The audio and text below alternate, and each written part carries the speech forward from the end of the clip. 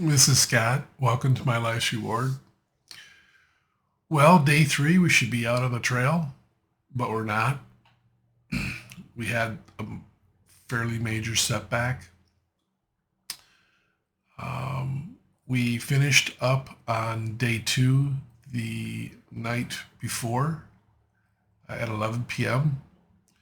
and we slept in the next morning, and neither one of us really were prepared to hike the next day, just due to what our bodies are telling us. So we decided to go to our motel, which was reserved for day three, and rest. And that's what we did. And in that, I managed to pretty much sleep the entire day, the entire afternoon by the time we got settled. We did grab a lunch, and then I just ended up falling asleep until early evening. And Fred was doing well. He was able to still do things. He was fairly active. So I also slept into the evening, did not have dinner. And by the next morning, I had developed I wasn't feeling well. I didn't really have a good appetite. I wasn't feeling very well. My feet were blistered considerably on both feet. The right foot, the bottom, right in my toe area on the bottom part, this is significant. And then my left foot and my heel, the inside of my heel was significantly blistered. And so we, neither one of us thought we should continue, just due to just not feeling well. Well, so we ended up driving home with the idea that we're going to come back and revisit the trail in the spring, possibly, and tackle it on weekends or something like that during some of the cooler months. And when I did get home, my wife, Jennifer, kind of didn't think something was right. And so she gave me a COVID test. And it turns out that I had COVID, that I contracted COVID based on the symptoms on the probably the first day of our hike, which was the 8th of October.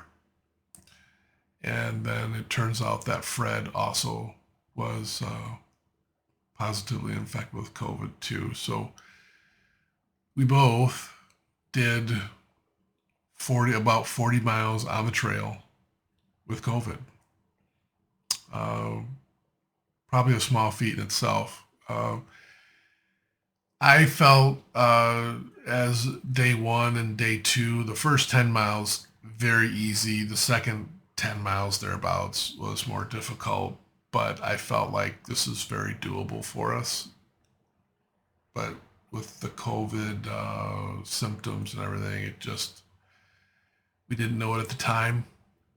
It just wasn't able to happen. So I guess you can have all the best plans in the world, and then something comes in sideways, and you never thought of that part or whatever, and here we are.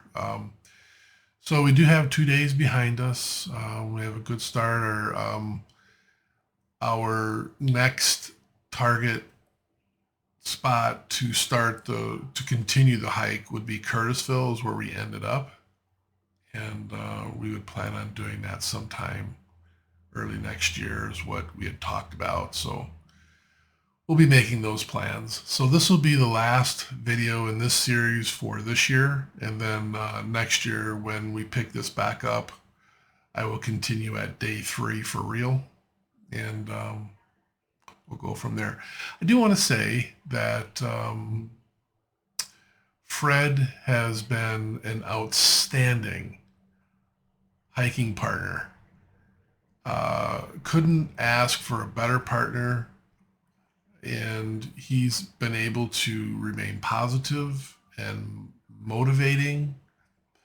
I had probably a day ahead of him on the COVID, and I wasn't feeling as well as I might otherwise should have been. And he really helped me, especially on that second day, uh, keep moving when I was exhausted. And I understand now why I felt the way that I did, or at least partly why I did. So I really want to thank him. Just his support and understanding have just been stellar. So thank you, Fred.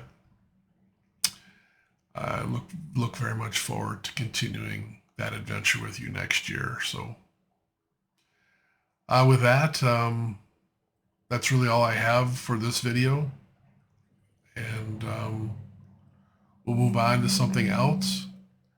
And thank you for your understanding, and we'll continue this adventure another time. So thank you.